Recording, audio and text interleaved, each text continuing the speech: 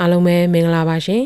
အခုဖတ်ပြပေးချင်တာကတော့ဆရာမလွန်ထထစိတ်တက်ကတူရေးသားထားတဲ့အခြေအဆုံးသမီးလေးတို့စာအုပ်ထဲမှာအပိုင်း၄ပဲဖြစ်ပါတယ်ရှင်ချစ်သူထားတဲ့အခါသမီးလေးရေချစ်သူထားရမယ်လို့စိတ်ကူးတဲ့အခါပထမဆုံးသူ့ကိုအရင်လေ့လာပါအောင်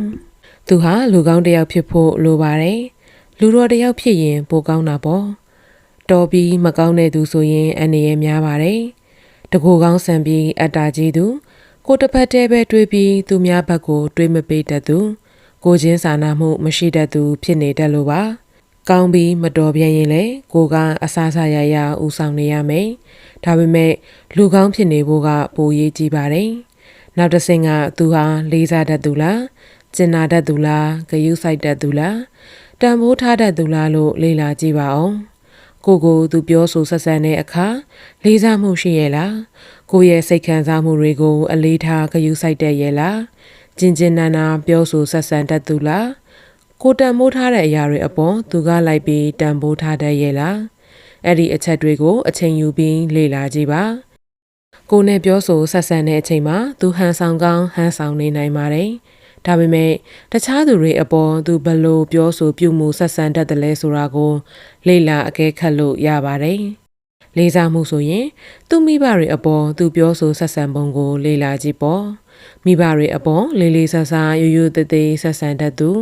ပြီးတော့ကိုနဲ့တန်းတူမိတ်ဆွေတငယ်ချင်းတွေနဲ့စကားပြောတဲ့အခါလေးစားမှုနဲ့ဆက်ဆံတတ်သူကိုထက်နှိမ်ကြသူ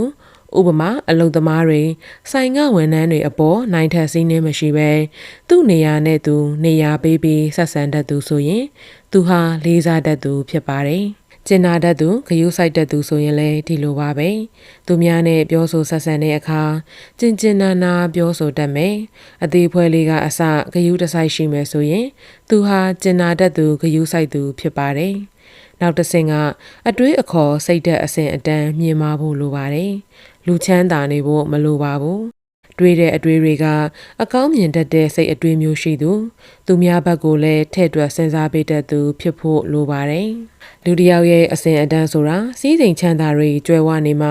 ပညာတွေအရန်တက်နေမှအစဉ်အတန်းမြင့်တယ်လို့ခေါ်တာမဟုတ်ပါဘူးစိတ်တဲ့အစဉ်အတန်းမြင့်မားသူဆိုတာသူတစ်ပါးဘက်ကိုထဲ့တွေးစာနာနားလည်ပေးတတ်သူကိုချင်းစာနာတတ်သူကိုတဦးတည်းကိုဗဟုမပြုဘဲသူများဘက်ကလည်းလှည့်တွေးပေးတတ်သူသူတစ်ပါးရဲ့ကောင်းခြင်းအရာတွေကိုအတိအမှတ်ပြုပြီးလေးစားတန်ဖိုးထားပေးတတ်သူဖြစ်ပါတယ်စိတ်တဲ့အစဉ်အတန်းမြင့်မားသူတယောက်နာမှာနေခွင့်ရသူဟာတန်ဖိုးထားခံရလို့စိတ်ချမ်းသာပျော်ရွှင်ရပါလိမ့်မယ်သမီးလေးရေချစ်သူထားတော့မယ်ဆိုရင်ဘဝကိုပေါ့ပေါ့လေးမဖြတ်တမ်းမဲ့ရည်ရွယ်ချက်ကြီးမားတဲ့သူမျိုးကိုရှာနော်ကိုတစ်ဘဝလုံးလက်တွဲသွားရမယ်ဘဝပေါ်ဟာရည်မှန်းချက်ရှိမှဖြစ်မယ်သူ့ဘဝကိုဘလို့ပုံဖော်မယ်ဘလို့တည်ဆောက်မယ်ဘလို့စူးစမ်းမယ်ဘာတွေလုပ်မယ်စသဖြင့်အစီအစဉ်တွေအပြည့်ဆွဲထားတတ်သူနဲ့စကားပြောရတဲ့အခါစကားတွေကထက်သန်တောက်ပလို့နေတယ်ကိုယ်စိတ်မှလည်းအလိုလိုတက်ကြွထက်သန်ပြီးအင်အားတွေပြေလာတယ်။နှစ်ယောက်သားတွေ့ဆုံကြတဲ့အခါအချစ်အကြောင်းတွေပြောကြတာထက်ဘဝအတွက်အတိတ်ပဲရှိတဲ့စိတ်ကူးအိမ်မက်တွေအကြောင်းပြောပြကြရတာကပိုပြီးစိတ်လှုပ်ရှားတက်ကြွပွဲကောင်းတယ်မဟုတ်လား။ပြီးတော့သူဟာအလွယ်တကူစိတ်မလျှော့တတ်တဲ့သူစိတ်ဓာတ်မကျတတ်တဲ့သူအကောင်းဘက်ကနေလှည့်တွေးပေးတတ်သူဖြစ်ဖို့လိုပါတယ်ဘဝဆိုတာပန်းတွေကြီးခင်းထားမဲ့လမ်းတစ်ခုမဟုတ်ဘူးလေအခက်အခဲတွေလောကရန်တွေအစင်မပြေခြင်းတွေဆုံးရှုံးရခြင်းတွေနဲ့ကြုံတွေ့ရအောင်မှသိကြပါတယ်ဘဝမှာအခက်အခဲတွေနဲ့ကြုံရတဲ့အခါကိုနှစ်ဘေးကလက်တွဲပေါ်ကသိအရေးကြီးပါတယ်။ပြဿနာတစ်ခုကိုကောင်းအေးနဲ့ကြည်ကြည်လင်လင်တွေးခေါ်ဆုံးဖြတ်နိုင်စွမ်းရှိသူပြဿနာစီကနေရှောင်ထွက်မပြေးပဲအပြစ်တွေပုံချလက်ညှိုးထိုးသူမဟုတ်ပဲပြဿနာကိုတာဝန်ယူပြီးဖြေရှင်းနိုင်တဲ့ရင်ကျက်တည်ငြိမ်သူဖြစ်ဖို့လိုပါတယ်။အစင်မပြေတိုင်းလက်မလျှော့လိုက်ပဲထပ်ပြီးစူးစမ်းခွင့်ရှိသေးတယ်လို့ခံယူထားတဲ့သူနဲ့လက်တွဲပေါ်အဖြစ်ရှောက်လန်းရတဲ့ဘဝဟာစိန်ခေါ်မှုတွေစွန့်စားမှုတွေနဲ့အမြဲရင်ခုန်စိတ်လှုပ်ရှားပွဲကောင်းနေပါလိမ့်မယ်။သမီးလေးရေချစ်သူထားတော့မယ်ဆိုရင်ကိုတန်ဖိုးထားတတ်တဲ့သူကိုရှားပါနော်။ကိုရဲ့စိတ်ခံစားမှုတွေကိုလစ်လျူမရှုပဲမျက်ကွယ်မပြုပဲအသီးအမှတ်ပြုပေးတတ်တဲ့သူဖြစ်တဲ့အခါကိုရဲ့ခံစားချက်တွေကိုမျိုးသိပ်ဖုံးကွယ်ထားဖို့မလိုပဲကိုခံစားရသမျှကိုပွန့်ပွန့်လင်းလင်းပြောပြခွင့်ရှိလာပါတယ်။ ကိုယ်ခံစားချက်တွေကိုအရှိအတိုင်းဖော်ပြခွင့်ရတာလောက်စိတ်နှလုံးလုံခြုံစေပြီးတက်တောင့်တက်တာဖြစ်စေတာမရှိပါဘူးနော်သူဟာကိုတန်မိုးထားတဲ့အရာလေးတွေကိုလိုက်ပြီးတန်မိုးထားပေးတတ်သူဖြစ်ဖို့လိုပါတယ်ဥပမာကိုကတရားထိုင်တာကိုနှစ်သက်တန်ဖိုးထားသူဖြစ်ရင်သူကလည်းကိုနဲ့အတူလိုက်ပြီးတရားထိုင်ဖို့စိတ်ဝင်စားသူဖြစ်ရပါမယ်။တရားကိုတန်ဖိုးထားတတ်သူဖြစ်ရပါမယ်။ဒါမှသာနှစ်ယောက်ကြားမှာဟန်ချက်ညီမျှတဲ့ဟာမိုနီဖြစ်တဲ့ဘဝကိုပိုင်ဆိုင်ခွင့်ရမှာပါ။သမီးလေးရေစိတ်ဆက်တဲ့သူဒေါသကြီးတဲ့သူခွင့်လွှတ်ကြည်အေးဖို့မလွယ်ကူသူအညှိုးကြီးသူစိတ်အစွန်းရောက်သူမျိုးကိုတော့ချစ်သူအဖြစ်မရွေးစေခြင်းမူအရာတွေနဲ့ဆန့်ကျင်ဘက်ဖြစ်တဲ့စိတ်အေးချမ်းတဲ့သူစိတ်ရှည်သီးခံနိုင်သူခွင့်လွှတ်ကြည်အေးလွယ်သူအညှိုးအမြတ်မတူတတ်သူစိတ်နေမျှတသူကိုသာရွေးချယ်ပါနှစ်ယောက်ကြားမှာစိတ်သဘောချင်းမတိုက်ဆိုင်တာအယူအဆတွေမတူညီတာအကြိုက်ချင်းအတွေ့ချင်းမတူညီတဲ့အချိန်မျိုးတွေနဲ့ကြုံရတဲ့အခါကိုယ်နဲ့မတူညီတိုင်းရန်သူဖြစ်လို့မရပါဘူးမတူညီတာဆန့်ကျင်ကွဲပြားတာကိုလေးစားမှုနဲ့အတိအမှတ်ပြုပေးရမှာဖြစ်ပါတယ်။တနည်းအားဖြင့်စိတ်သဘောထားကြီးမြတ်ဖို့လိုပါတယ်။ဆန္ဒချင်းမတူညီလို့ညင်းခုန်ကြရင်တော့မျက်မျက်တတလေးစားမှုမပြတ်ပဲစော်ကားထိခိုက်မှုမပါပဲမနာကျင်စေပဲညင်းခုန်ရတာကရန်ဖြစ်ရရင်တော့ပျော်စရာကောင်းနေပါသေးတယ်။သမီးလေးရေချစ်သူထားတဲ့အခါအကောင်းမြင်တတ်သူဟာတဉဏ်ရှိသူမျိုးကိုရွေးချယ်ပါဘဝမှာအခက်အခဲတစ်ခုခုအဆင်မပြေတာတစ်ခုခုနဲ့ရင်ဆိုင်ရတဲ့အခါအကောင်းမြင်တတ်သူဟာတဉဏ်ရှိသူကပြဿနာတစ်ခုကိုအကောင်းဘက်ကနေဟာတရှုထောင့်ကနေလှည့်တွေးပေးတတ်ပါတယ်အဆင်မပြေတိုင်းသာစိတ်ညစ်စိတ်ဆင်းရဲနေရမယ်ဆိုရင်ဘဝဟာနေပျော်စရာမကောင်းပါဘူးဘာလေးပဲရင်ဆိုင်ရအရာရာကိုအစဉ်ပြေအောင်တွေးပြီးပူပန်သောကတွေကိုဖယ်ရှားနိုင်ဖို့ဆိုတာဟာတဉဏ်လေးရှိဖို့လိုအပ်ပါတယ်ဟာတဉဏ်ရှိသူနဲ့အတူတူရင်ဆိုင်ရှောင်လန်းရတဲ့လမ်းဟာခလုတ်ကသင်းတိုက်မိခဲ့ရင်တော့ရေစရာဟာတတစ်ခုဖြစ်နေတော့မှာပါနောက်ဆုံးတော့ကိုယ့်ရဲ့ဘဝလက်တွဲပေါ်ဆိုတာကိုယ့်ရဲ့ကောင်းခြင်းဆိုးခြင်းတွေကိုအတူတကွမျှဝေခံစားပေးနိုင်သူဖြစ်ဖို့လည်းအရေးကြီးပါတယ်။တာတဲ့အချိန်မှာအတူဝေမျှပြီးနားစရာရှိတဲ့အခါရှောင်ပြေးသွားတတ်သူဟာသစ္စာမရှိသူပေါ့။ချမ်းသာပျော်ရွှင်ခြင်းကိုခံစားနိုင်နေဆိုရင်နာကျင်ဆင်းရဲခြင်းကိုလည်းခံနိုင်ရရှိဖို့လိုတယ်မဟုတ်လား။ဒါကြောင့်မျှဝေခံစားတတ်တဲ့သူကိုရှာစေချင်ပါတယ်။ဘဝရဲ့အနှိမ်အမြင့်တွေကြားမှာမျှဝေခံစားပေးတတ်သူသစ္စာရှိတဲ့သူနဲ့လက်တွဲပေါ်ဖြစ်ခွင့်ရတာဟာဆုလက်တစ်ခုလည်းဖြစ်ပါတယ်သမီးလေးရေပျော်တတ်အောင်လေ့ကျင့်ယူပါသမီးလေးရေပျော်ရွှင်ခြင်းဆိုတာယူတတ်ရင်ဖောဖောတည်တည်ပေါ်ပေါ်မြများပိုင်ဆိုင်ခွင့်ရှိတဲ့တဘာဝကပေးတဲ့လက်ဆောင်တစ်ခုပါပျော်ရွှင်နေတဲ့သူဟာတိတ်ချဖို့ကောင်းပါတယ်သူစီကနေအကြည်တက်အမြူတက်ကလေးတွေထုတ်လွှတ်ပေးနိုင်စွမ်းရှိလို့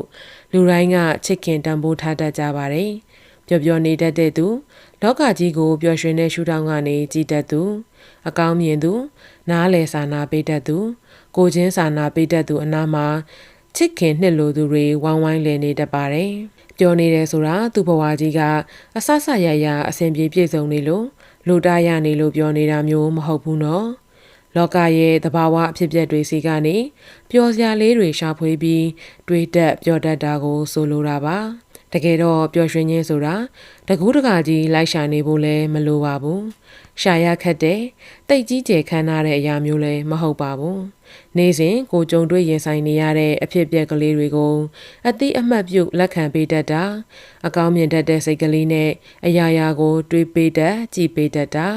ကျေးဇူးတင်တတ်တာစတဲ့အရေးအသွေးလေးတွေကကိုယ့်ရဲ့စိတ်ကိုပျော်ရွှင်စေတာပါပဲဥပမာထီဆူကြီးပေါက်မှတန်ဖိုးကြီးလက်ဆောင်မျိုးရမှအောင်မြင်ကြော်ကြားမှကိုချစ်တဲ့သူကိုပိုင်ဆိုင်ခွင့်ရမှပြောရမယ်ဆိုရင်ဘယ်သောအခါမှပျော်ရွှင်ရမှာမဟုတ်ပါဘူးပျော်ရွှင်မှုဆိုတာကိုကကြည့်တတ်ရင်နေရာတိုင်းမှာရှိနေတတ်ပါတယ်ဥပမာပျောက်ဆုံးနေပြီလို့ကိုထင်ထားတဲ့အင်ကြီးအဟောင်းလေးကိုဗီဒီယိုကြောင်ကြားတနေရာကနေအမှတ်မထင်ဖြတ်ခနဲပြန်တွေးလိုက်ရတာကလည်းပျော်ရွှင်စရာပါပဲကိုသတိရနေတဲ့တငယ်ချင်းစီကဖုန်းဆက်လာတဲ့အခါကိုကားရောက်မှမီးပွိုင်းကမီးကဖြတ်ခနဲစိမ့်သွားတာကိုစားကျင်နေတဲ့အစားလေးစားလိုက်ရတာကိုဖတ်ချင်နေတဲ့စာအုပ်လေးလက်ဆောင်ရလိုက်တာစားတဲ့တစ်သေးလေးတွေစီမှာကိုစိတ်ကအတိအမှတ်ပြုသလောက်ပျော်ရွှင်ရခြင်းတွေရှိပါတယ် ဒီထက်ပိုပြီးစစ်စစ်တွေးကြည့်မယ်ဆိုရင်ကိုဘဝမှာကိုပိုင်ဆိုင်ခွင့်ရထားတဲ့အရာလေးတွေကိုတစိမ့်စိမ့်ပြန်တွေးပြီးကျေနပ်ပျော်ရွှင်နိုင်ပါသေးတယ်။ကားအကောင်ကြီးစီခွင့်ရမှနာမည်ကြီး brand တွေကိုပိုင်ဆိုင်ရမှပျော်ရမှာမဟုတ်ပါဘူး။မနက်မိုးလင်းလာရင်ကိုအသက်ရှင်ခွင့်ရသေးတယ်။အသက်လဲရှူနိုင်တယ်။နေကောင်းကျန်းမာနေတယ်။စားကျင်တာလေးတွေလည်းစားခွင့်ရနေသေးတယ်။မျက်စိတွေလည်းမြင်ခွင့်ရနေသေးတယ်။နားကလည်းကြားခွင့်ရသေးတယ်။ခြေတွေလက်တွေကလည်းလှုပ်ရှားသွားလာလို့ရသေးတယ်။စသဖြင့်ကျေးဇူးတင်တတ်တဲ့စိတ်ကလေးနဲ့တစ်ခုချင်းစီကိုကျေးဇူးတင်ပေးပါ။ကိုပိုင်ဆိုင်ခွင့်ရတာလေးတွေအပေါ်ပျော်ရွှင်ဝမ်းသာပေးပါ။ဘာပဲဖြစ်ဖြစ်ကိုပျော်ပျော်နေမယ်ဆိုတဲ့စိတ်ထားလေးထားကြည့်ပါ။ပျော်တတ်အောင်လေ့ကျင့်ယူလို့ရပါတယ်။ပျော်ပျော်နေတတ်သူကလူဖြစ်ရကြိုးနှက်သူပါ။ကိုဘလို့အရာမျိုးကမှစိတ်ဆင်းရဲနာခြင်းအောင်မပျော်မရွှင်ဖြစ်အောင်ဖန်တီးလို့မရအောင်နေပါပျော်ပျော်နေတတ်တဲ့သူဟာလောကရန်ကဘာပဲပေးပေးကောင်းတဲ့ဘက်ကလှည့်တွေးပြီးအပျော်မပြတ်ပါဘူးအခက်အခဲတွေရှိလာခဲ့ရင်လည်းညှင်းညူစိတ်ပြတ်မနေပါဘူးကိုလှုပ်ရှားရှိတာကိုအပြုံးမပြတ်လုပ်နေတာပါပဲကိုနာကျင်အောင်ထိခိုက်စော်ကားလာသူကိုတောင်ဒေါသတွေရဲ့ညှိုးအမျက်တွေသို့မနေပဲအေးဆေးဆေးခွင့်လွှတ်ပေးနိုင်ပါတယ်သူ့ကိုခွင့်လွှတ်ပေးလိုက်တာဟာကိုစိတ်ချမ်းသာလွတ်မြောက်ဖို့ဆိုတာကိုနားလည်ပါတယ်။အမုန်းအမျက်ကိုစုပ်ကိုင်ထားလေကိုစိတ်မှာပူလောင်နာကျင်ရလေပဲဆိုတာကိုလည်းနားလည်ပါတယ်။လူတစ်ယောက်ကကိုသစ္စာဖောက်သွားခဲ့ရင်တော့ကိုလက်လွတ်လိုက်ရတာဟာသူ့ရဲ့ဆုံးရှုံးမှုပဲဖြစ်တယ်ဆိုတာကိုသဘောပေါက်ပါတယ်။ဒါကြောင့်စိတ်ဆင်းရဲနာကျင်မနေပါဘူး။သူကိုမပေါင်းနိုင်ဘူးလား။သွားပါစေပျော်ပျော်ချင်းလွတ်လပ်ခွင့်ပေးလိုက်ပါ။ချီနှောင်မထားပါနဲ့။ချီနှောင်ထားလေနှာကျင်ရလေပါပဲလက်လွတ်နိုင်လေပျော်ရွှင်ရလေပါပဲကိုယ်စိတ်ကိုစူးစူးစေတဲ့စူးနဲ့တူတဲ့အရာတွေကိုနှွင်ထုတ်ပစ်လိုက်ပါစူးနဲ့တူတဲ့လူတွေကိုကိုဘဝထဲကနေအပီးအပိုင်နှွင်ထုတ်ပစ်လိုက်ပါစူးနဲ့တူတဲ့အကျင့်ဆိုးတွေဖြစ်တဲ့အချိန်ဆွဲတတ်တာဆိုရှယ်မီဒီယာမှာအချိန်ဖြုံးတာညအိပ်ယာဝင်နောက်ကြတာကိုမကောင်းပြောတတ်တာခွင့်မလွတ်နိုင်ဖြစ်နေတာအတိတ်ကအမှားတွေကိုတသသပြန်တွေးပြီးနောင်ရတွေရနေတာအတွေးတွေလွန်တာအတင်းအဖြစ်ပြောတတ်တာစတဲ့အကျင့်ဆိုးတွေဟာကိုယ်စိတ်ကိုအမြဲစူးဝင်နေစေတဲ့စူးတွေလိုပါပဲအဲ့ဒီစူးတွေကိုနှွင်ဖယ်ထုတ်နိုင်လေကိုဘဝကလွတ်လပ်ပေါ်ပါပြီးပြောစရာကောင်းလာလေပါပဲစူးနဲ့တူတဲ့လူတွေဖြစ်တဲ့ကိုတန်ဖိုးမထားတတ်တဲ့သူကိုအချင်းအမြင်သေးတတ်တဲ့သူကိုရဲ့အတင်းအဖြစ်တွေကိုပြောတတ်သူကိုနေရာမပေးတတ်သူအစိုးမြင်တတ်သူအပြစ်တင်တတ်သူစကားလုံးတွေနဲ့ထိခိုက်နာကျင်စေတတ်သူစတဲ့စုတွေကိုလည်းကိုဘဝတွေကနေအပီးအပိုင်ထုတ်နှွင်ဖယ်ရှားပစ်လိုက်ပါကိုဘဝကတိတိတတ်တာလွတ်မြောက်ပျော်ရွှင်လာရမှာပါသမီးလေးရေပျော်တတ်အောင်လေ့ကျင့်ယူပါကိုပျော်ရွှင်ဖို့ကိုမှာပဲတာဝန်ရှိပါတယ်ကိုရဲ့ပျော်ရွှင်ခြင်းကိုသူများလက်ထဲမှာအနှံမထားလိုက်ပါနဲ့ဘဝမှာရွေးချယ်စရာအခွင့်အရေးများစွာတွေကတခုသာရွေးချယ်ရမယ်ဆိုရင်စိတ်ချမ်းသာခြင်းကိုသာရွေးချယ်ပါကိုလက်ဆောင်တစ်ခုပေးပါဆိုရင်စိတ်ချမ်းသာခြင်းကိုပဲလက်ဆောင်ပေးပါကိုအနီးအနားကချစ်ခင်မြတ်လို့ရသူတွေအတွက်လက်ဆောင်တစ်ခုပေးပါဆိုရင်စိတ်ချမ်းသာစေခြင်းဆိုတဲ့လက်ဆောင်ကိုပဲပါကင်လှလှလေးထုတ်ပိုးပြီးပေးလိုက်ပါကိုတန်ဖိုးထားတဲ့သူအနားမှာနေပါသမီးလေးရေကိုတန်ဖိုးထားတဲ့သူအနားမှာနေခွင့်ရတယ်ဆိုတာတကယ်ကြီးမားတဲ့အဆိုးလက်တစ်ခုပါပဲကိုရဲ့တန်ဖိုးကိုသိပြီးအတိအမှတ်ပြုပေးသူဟာကိုနေရောင်ကြီးအောက်မှာနေခွင့်ရတယ်လို့နှွေးထွေးစေပါတယ်တန်ဖိုးလို့ဆိုလိုက်တဲ့နေရာမှာတန်ဖိုးကြီးမားကြီးတွေနဲ့ခမ်းနားထဲဝါနေရမယ်လို့မဆိုလိုပါဘူးလူတစ်ယောက်မှသူ့ရဲ့ဖြစ်တည်မှုတန်ဖိုးဆိုတာရှိပါတယ်။အဲ့ဒီသူ့တန်ဖိုးလေးကိုသိမြင်ပြီးအတိအမှတ်ပြုပေးလိုက်တာဟာသူ့ကိုတန်ဖိုးထားပေးတာပါပဲ။ဥပမာထမင်းစပွဲမှာကိုချက်ထားတဲ့ဟင်းလေးကိုစစားလိုက်ရုံနဲ့ဟာအရင်ကောင်းတာပဲကျေးဇူးတင်လိုက်တာဆိုတဲ့စကားလေးကြားခွင့်ရလိုက်တာဟာကိုရဲ့ပင်ပန်းချက်ထားတဲ့အားထုတ်မှုအပေါ်တန်ဖိုးထားခံလိုက်ရတာပဲဖြစ်ပါတယ်။လူတွေအများကြီးကြားထဲမှာကိုမျက်နှာကိုစာအုပ်တအုပ်လိုနှစ်သက်စွာဖတ်တတ်သူဟာကိုတန်မိုးထားတဲ့သူပါလက်ကလေးတွဲထားတတ်တာပခုံးလေးကိုတယူတရာပွေဖက်ပေးထားတာကိုစကားကိုတေးသေးချာချာနားထောင်ပေးတတ်တာကိုဝမ်းနဲ့အားငယ်တဲ့အခါပခုံးကလေးထိုးပေးတတ်တာကိုအစဉ်ပြေရဲ့လားလို့သတိတရားမေးတတ်တာဈေးဝယ်တဲ့အခါအလေးပင်တွေအကုန်သယ်ပိုးပေးတတ်တာတန်မိုးထားတတ်သူတွေရဲ့အပြုအမူတွေဖြစ်ပါတယ် ကိုကြိုက်တတ်တာလေးတွေကိုသတိတရားမှတ်ထားပေးတတ်တာကိုမကြိုက်တာကိုရှောင်ပေးတတ်တာဒီအကျင့်လေးတွေဟာတန်ဖိုးထားတတ်သူရဲ့အလေးအထားလေးတွေဖြစ်ပါတယ်တန်ဖိုးထားသူအနားမှာနေခွင့်ရတဲ့အခါကိုယ့်ရဲ့နေ့ရက်တိုင်းဟာရွှေရောင်နေ့ရက်များပါပဲကိုယ့်ရဲ့ဖြစ်တည်မှုကိုတန်ဖိုးထားတတ်သူဟာကိုယ့်ကိုဘယ်တော့မှမလေးမစားမဆက်ဆံတတ်ပါဘူးကိုခွင့်မပြုဘဲကိုယ့်ရဲ့စီးကိုကြောမလာတတ်ပါဘူးကိုမှအခက်အခဲတွေရှိချိန်နှိမ့်ချနေချိန်မျိုးမှာကိုအနာကနေထွက်ခွာမသွားဘဲမြင်းမြန်စွာတွဲကပ်နေပြီးကိုအားပေးကူညီပေးတတ်သူလည်းဖြစ်ပါတယ်ကိုမှားနေတဲ့အခါမှာလည်းသူကကိုယ့်ရဲ့ဂုဏ်သိက္ခာကိုမထိပါစေပဲမှန်ကန်စွာတဲ့မှတ်လမ်းညွှန်ပြတတ်ပါသေးတယ်။သူ့အနားမှာနေရခြင်းကမှောင်မိုက်တဲ့ညတွေမှာလာရောင်အောင်မှာနေခွင့်ရသလိုပါပဲ။အမြဲနှွေးထွေးလင်းမြမှုကိုပေးစွမ်းနိုင်စွမ်းရှိပါတယ်။တန်မိုးထားတဲ့သူအနားမှာနေရတာကိုသူ့အကြိုက်လိုက်ပြီးဟန်ဆောင်နေစရာမလိုပါဘူး။ကိုယ့်ရဲ့ပုံစံလေးအတိုင်းပဲသူလက်ခံမျက်နှိုးနေမယ်ဆိုတာယုံကြည်မှုရှိစေပါတယ်။အထင်လွဲမှာတန်တရားတွေရှိနေမှာကိုမစိုးရိမ်ရတဲ့အတွက်ဖြည့်ရှင်းရတာတွေမရှိပါဘူးကိုပါများမှားမလဲလို့တတိထားစိုးရိမ်နေဖို့မလိုပါဘူးကိုအမားတွေကိုသူခွင့်လွတ်နားလည်ပေးမယ်ဆိုတာကိုအလိုလိုယုံကြည်စိတ်ချနေပါတယ်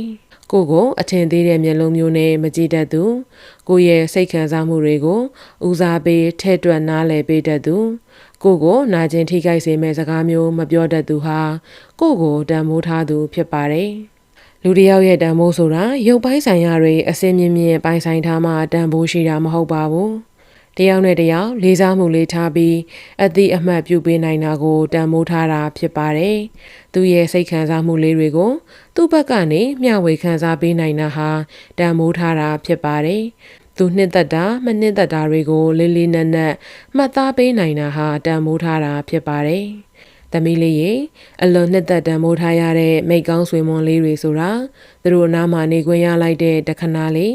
သူတို့နဲ့ဖုန်းလေးပဲဖြစ်စေပြောခွင့်ရလိုက်တဲ့တရင်ကလေးမှာတော့ကိုယ့်ရဲ့တန်ဖိုးကိုကိုယ်တိုင်သိမြင်ခံစားခွင့်ရအောင်တန်မိုးထားပေးတတ်သူတွေဖြစ်ပါတယ်စကားလေးတစ်ခုနဲ့ဖြစ်စေအပြုအမူလေးတစ်ခုနဲ့ဖြစ်စေလူတစ်ယောက်ကိုတန်မိုးထားကြောင်းပြသနိုင်ပါတယ်ကိုယ့်ရဲ့စကားလေးတစ်ခွန်းအပြုအမူလေးတစ်ခုနဲ့လူတစ်ယောက်ကိုတန်ဖိုးထားပေးပါကိုယ့်အပေါ်စကားလေးတစ်ခွန်းအပြုအမူလေးတစ်ခုနဲ့တန်ဖိုးထားပေးတတ်သူရဲ့အနားမှာနေပါတစ္ဆာဖောက်ခံရတဲ့အခါအခြေအဆုံးသမီးလေးရေကိုသိချစ်ခင်တန်ဖိုးထားတဲ့တငယ်ချင်းတစ်ယောက်ကဖြစ်စေချစ်သူတစ်ယောက်ကဖြစ်စေကိုတစ္ဆာဖောက်သွားတဲ့အခါရိုးရိုးလေးတွေးလိုက်ရင်တော့ကိုမှတိတ်ထိခိုက်နဲ့နာဆုံးရှုံးသွားရတယ်လို့ခံစားရလိမ့်မယ်နော်ကိုကဖြင့်သူ့ပေါ်ချစ်လိုက်ရတာတန်မိုးထားလိုက်ရတာ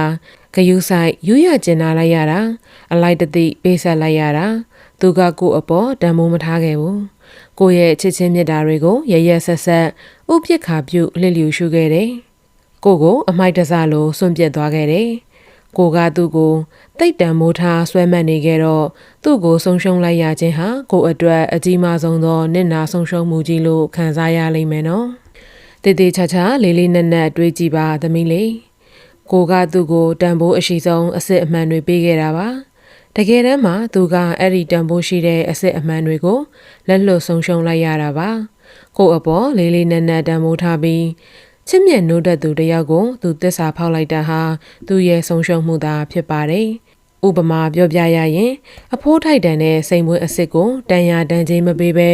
စိန်အတုကိုဈေးပေါ်ပေါ်လေးနဲ့ရွေးချယ်သွားတဲ့သူလိုပါပဲသူပေးတာနဲ့ထိုက်တန်တာကိုပဲသူရမှာပါဒါကြောင့်ကိုဘက်ကအကောင်းဆုံးဆက်ဆံရေးကိုပေးထားပါလျက်နဲ့သူဘက်ကသစ္စာဖောက်သွားတဲ့အခါသူ့ကိုဆုံးရှုံးလိုက်ရတယ်လို့မခံစားပါနဲ့သူကသာကိုဆုံးရှုံးလိုက်ရခြင်းဖြစ်ပါတယ်ကိုရဲ့တန်မိုးကိုကိုယ်တိုင်သိနေပြီးကိုနဲ့မထိုက်တန်လို့သွားပါစေလို့ကြည်ကြည်နက်နက်ကြီးလက်လွတ်ပေးလိုက်ပါ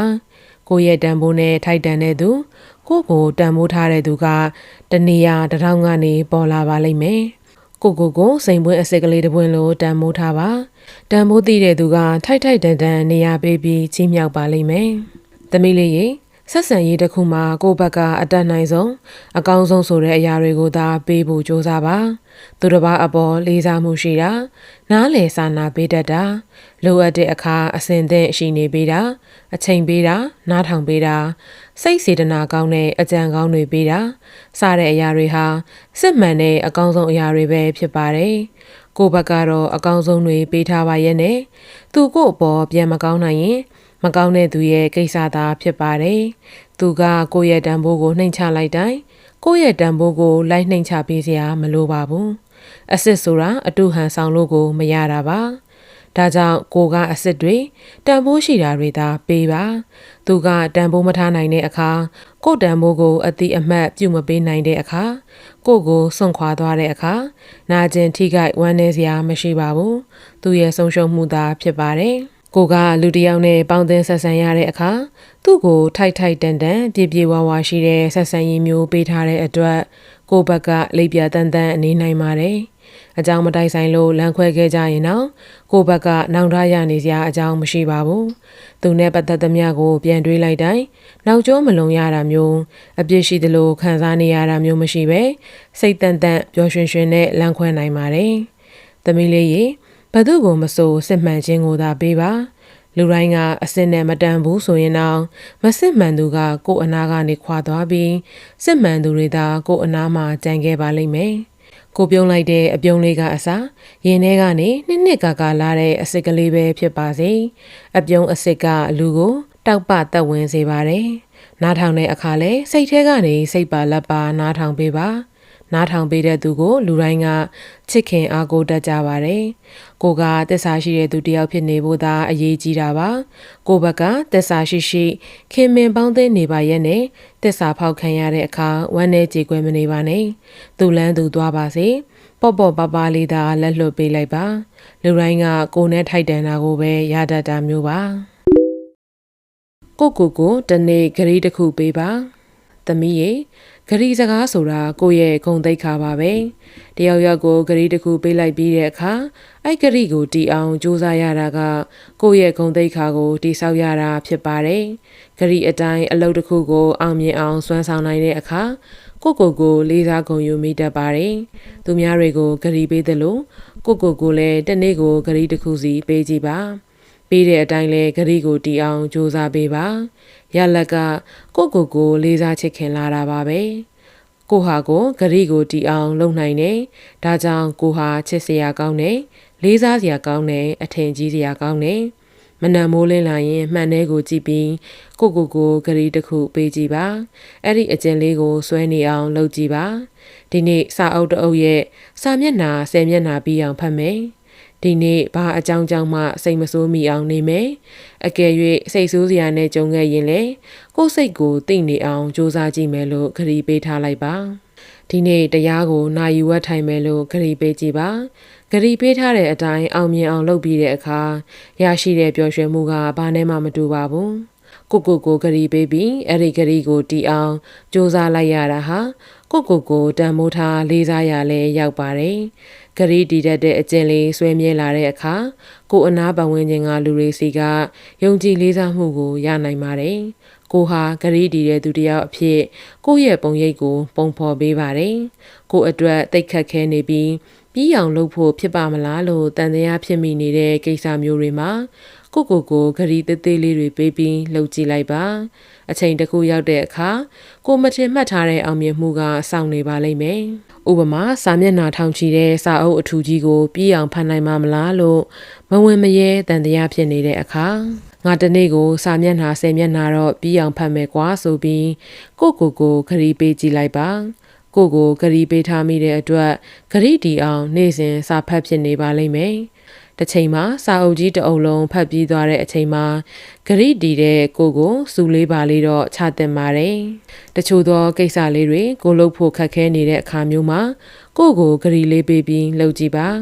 ဥပမာဂျင်မှန်သွားမယ်လို့ဂရိပြုလိုက်ပြီးဂရိအတိုင်းပုံမှန်သွားတာည6နာရီကျော်ရင်အစာမစားတော့ပါဘူးလို့ကိုဂရိပေးထားလိုက်ပြီးစားခြင်းစိတ်ဖြစ်လာရင်တော့ကိုဂရိပေးထားတယ်လေလို့တတိပေးပြီးမစားမိအောင်ထိန်းချုပ်ထားတာမျိုးကိုကျမ်းမာရေးကိုထိခိုက်စေမဲ့ဂျန်ဖူတွေကိုရှောင်မယ်အသီးအရွက်များများစားမယ်စိတ်ကောင်းရှိဖို့ကြိုးစားမယ်မနာလိုတဝင်းတိုးတဲ့စိတ်မမွေးဘူးအတင်းအဖြစ်မပြောဘူးစကားကြမ်းတွေမပြောဘူး လိန်ညာမပြောဘူးစသဖြင့်ကိုကိုဂရီလေးတွေနေစဉ်ပေးကြည့်ပါဂရီတီနိုင်အောင်လဲစူးစမ်းကြည့်ပါဂရီတီအောင်စူးစမ်းတတ်တဲ့အကျင့်လေးဆွဲမြဲလာသည်နှင့်အမျှကိုမှလည်းအကျင့်စရိုက်ကောင်းလေးတွေစိတ်ထားကောင်းလေးတွေဆွဲမြဲလာမှသိကြပါတယ်ဂရီသေးသေးလေးတွေကနေအလေးအကျင့်ကောင်းလေးတွေမွေးမြူကြည့်ပါတစ်ချိန်မှာကိုဟာမယုံနိုင်လောက်အောင်ပုံမကောင်းမွန်တဲ့ကိုဖြစ်လာပါလိမ့်မယ်ဂရီဆိုတာလူတစ်ယောက်ရဲ့ခုံသိက္ခာပါသူများကိုပေးလိုက်တဲ့ဂရီကိုတီးနိုင်အောင်ကြိုးစားသလိုကိုလည်းဂရီတီးဖို့ကြိုးစားကြည့်ပါကိုဂရီတီးတဲ့သူကကိုမျက်နှိုးလေးစားတန်ဖိုးလဲထားတတ်လာပါတယ်ကိုချစ်နေလေးစားနေရတာလောက်ပြောစရာကောင်းတဲ့ဘဝမရှိတော့ပါဘူးနော်ကို motivation ပေးနိုင်တဲ့ပတ်ဝန်းကျင်မှာနေပါသမီးလေးရေတခါတရံကိုယ်စိတ်ထဲမှာကိုယုံကြည်မှုပျောက်ဆုံးနေတဲ့အချိန်မျိုးအလုပ်တစ်ခုခုစတင်လုပ်ဖို့တတိမရှိသလိုမဝင်မရဲဖြစ်နေတတ်တာမျိုးစင်ကြေတွေပေးပြီးအချိန်နေဆွဲနေမိတာမျိုးဘူပန်းဆိုရင်စိမ့်နဲ့အားငယ်ဝမ်းနည်းနေချိန်မျိုးမှာကိုယ့်ရဲ့စိတ်ကိုပြန်ပြီးအားအင်တွေဖြည့်ပေးနိုင်တဲ့လူတစ်ယောက်သို့မဟုတ်ပတ်ဝန်းကျင်တစ်ခုတကယ်လိုအပ်ပါတယ်ကိုမယုံမရဲဖြစ်နေတဲ့အချိန်မျိုးမှာကိုယ့်ရဲ့အာသာချက်ကလေးတစ်ခုကိုတယောက်ကစိတ်ပါလက်ပါချီးကျူးအားပေးလိုက်တာမျိုးကိုကလုံနိုင်ပါမလားလို့တန်တရားဖြစ်နေတဲ့အချိန်မှာကိုလုံနိုင်ပါတယ်လို့တိုက်တွန်းအားပေးစကားလေးတွေနဲ့ကိုရင်ထဲကိုတက်တီနွေးနွေးလေးထည့်ပေးလိုက်တာမျိုးအလုပ်တစ်ခုစတင်ဖို့အစဉ်ကြေတွေပေးပြီးတက်ကြွထက်သန်မှုမရှိပဲအချိန်တွေဆွဲနေတဲ့ကိုအခုချက်ချင်းစလုပ်ဖို့တိုက်တွန်းနှိုးဆော်လိုက်တဲ့စကားလေးတစ်ခွန်းသို့မဟုတ်စာအုပ်တအုပ်အတိတ်ပဲမရှိတဲ့ပူပန်ကြောင်ကြမှုတွေနဲ့တခါတရံကိုအားငယ်ဝမ်းနေနေတဲ့အချိန်မျိုးမှာတဘာဝကြတဲ့စကားလုံးလေးတွေနဲ့အားပေးနှစ်သိမ့်တတ်တဲ့တငယ်ချင်းတယောက်စားတဲ့တွန်းအားလေးတွေ motivation လေးတွေဟာတကယ်လိုအပ်တယ်လို့တန်ဖိုးလည်းသိရှိပါတယ်ကိုယ့်ရဲ့ဘဝမှာကိုယ်အနီးနားပတ်ဝန်းကျင်ကလူတွေအဖြစ်အပျက်တွေစကားတွေကကိုယ့်ရဲ့စိတ်ကိုအပြောင်းအလဲတစ်ခုခုပေးနိုင်စွမ်းရှိပါတယ်ကိုအမြဲအားပေးတိုက်တွန်းတတ်တဲ့တငယ်ချင်းတစ်ယောက်ကြောင့်ကိုယ်စိတ်ဓာတ်တွေတက်ကြွထက်သန်လာစေသလိုကိုယ့်ရဲ့ပန်းတိုင်စီလည်းရောက်အောင်သွားနိုင်ပါတယ်ဥပမာလေးပြောပြရရင်မေငယ်တုန်းကစာကြိုးစားတဲ့သူစာတော်တဲ့သူတွေနဲ့ပဲပေါင်းပါတယ်သူတို့ကြည့်လိုက်ရင်စာကြိုးစားဖို့အမှတ်တွေကောင်းဖို့ဒါပဲတွေးတတ်ပြောတတ်ပါတယ်သူတို့နားမှာနေတော့ကိုလည်းစာကြိုးစားဖို့အမှတ်ကောင်းမှုပဲစိတ်ပါဝင်စားပါတော့တယ်တချို့သောမိန်းကလေးတွေအလှပြင်ရေးစားတွေထားနေတတ်တဲ့အချိန်မှာမေတို့အုပ်စုလေးကတနခါပကွက်ကြားလေးနဲ့ကလေးတာစိတ်ပဲရှိခဲ့ပါတယ်ရေးစားထားတယ်ဆိုတာကိုဘဝရဲ့ဤမှန်းချက်တွေကိုထိခိုက်ပြပြအောင်နှောက်ယှက်နိုင်တဲ့အန္တရာယ်ရန်ဆွဲတစ်ခုလိုကိုထင်ခဲ့တာပါကိုပတ်ဝန်းကျင်လေးကိုစာကြိုးစားတဲ့သူရည်မှန်းချက်မြင်မာတဲ့သူတွေနဲ့ကြီးဝန်းရံထားလိုက်တော့ကိုလည်းအလိုလိုစူးစမ်းခြင်းနဲ့စိတ်ထက်သန်တက်ကြွနေခဲ့တာပေါ့သမီးလေးရေပျော်ပျော်ရွှင်ရွှင်နေတတ်တဲ့သူအကောင်းမြင်တတ်တဲ့သူ